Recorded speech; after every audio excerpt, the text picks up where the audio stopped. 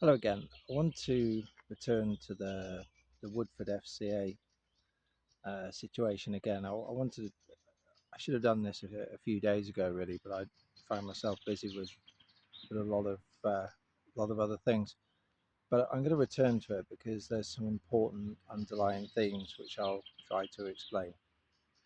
Now, if you, from my understanding of the situation when Neil and his team sort of left to set up Woodford, there was a difference in opinion between the way they wanted to manage money and what Invesco were willing to tolerate themselves. So they broke off and they created this new entity. Um, Nevertheless, they were quite honest and straightforward as I remember it, and what they wanted to achieve and how they wanted to manage the money. Um, and they clearly gained approval to do so. Um, I never totally understood the the need or the appropriateness of holding sort of private venture capital type investments in an income fund. To me, they're separate mandates that don't mix well together. There's a variety of reasons for that, really. If you run an income fund, the more of your assets that are zero yielding, which venture capital type investments are going to be for some years, the bigger the reliance you are on the other parts of the portfolio to generate the income that your clients are looking for. And of course, the other thing is with private investments, you introduce extra liquidity risk. The valuation of them is quite subjective.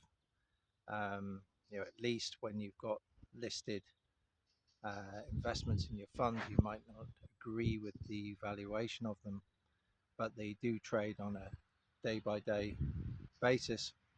Um, and you have to wait to be proven right against the market, or ultimately the market proves you wrong. But there is a mechanism there.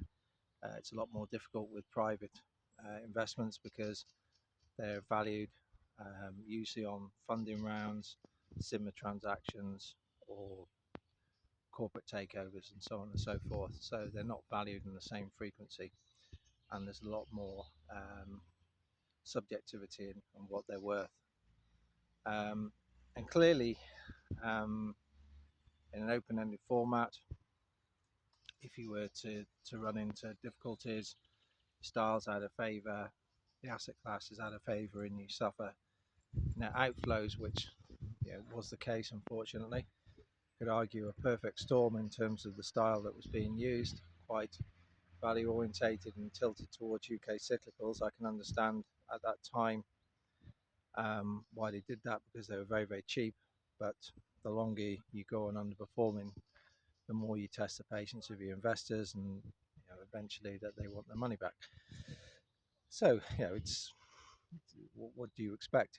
Because you have to take liquidity from where you can get it to meet your redemptions, and that's probably going to be in investments that you would ideally wouldn't like to sell. But all this was known. There was approval for it. As I recall, Woodford was very, well, in a relative basis, very transparent. He, up until the difficulties with publishing the portfolio in its entirety on a monthly basis for those who subscribed to his website.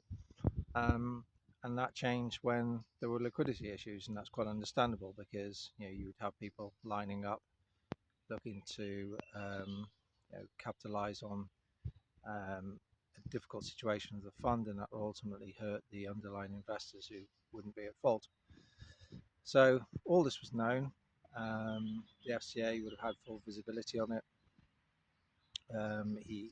They gave approval for the fund. He wasn't trying to hide the strategy. It's not one that I was comfortable with, but he would say that he's run it before successfully. That's a fair comment on his part, but it does leave you open to additional risks. It kind of assumes that you'll never face heavy outflows. You'll always have a stable fund, and you'll never be pushed into a position where you have to start liquidating your most liquid investments, which will distort the shape of the fund. So then, of course, that led to Link suspending the fund to give the fund breathing space so it could trade and keep itself in an orderly shape for investors.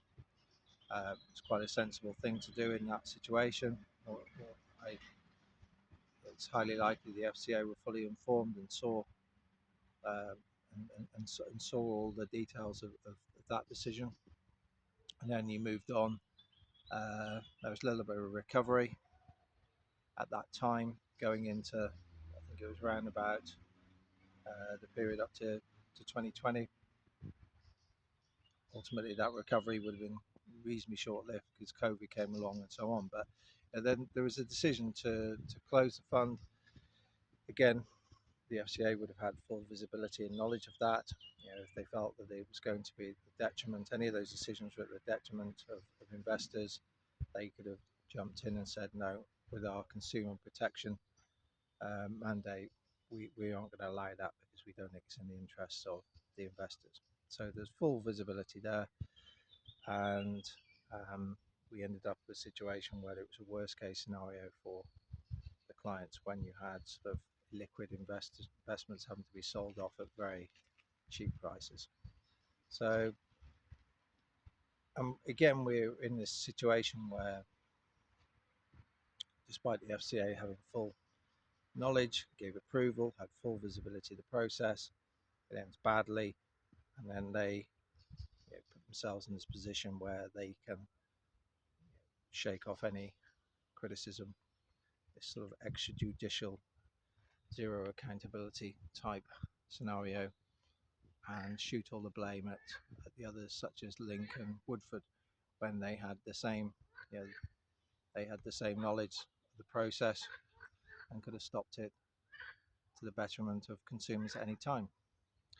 So, and the other angle of that, I mean, if you look at it, the announcement they made, some of the ducks have woken up here.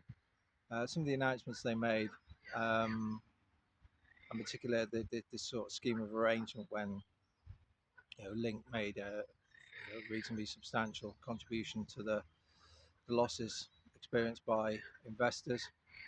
The FCA said, "Oh, we would have imposed a fine of, I think it was something like 50 million, but Link didn't accept this, and anyway, it would have meant that there was less money to ultimately allocate to the scheme of arrangement."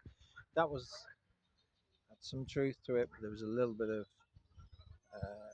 trickery there, I think, because effectively, yes, Link would have, I would imagine, their situation contested it, because they would have gone through the situation I just explained to you and said, look, it's all very well blaming us for lack of skill, care, and diligence.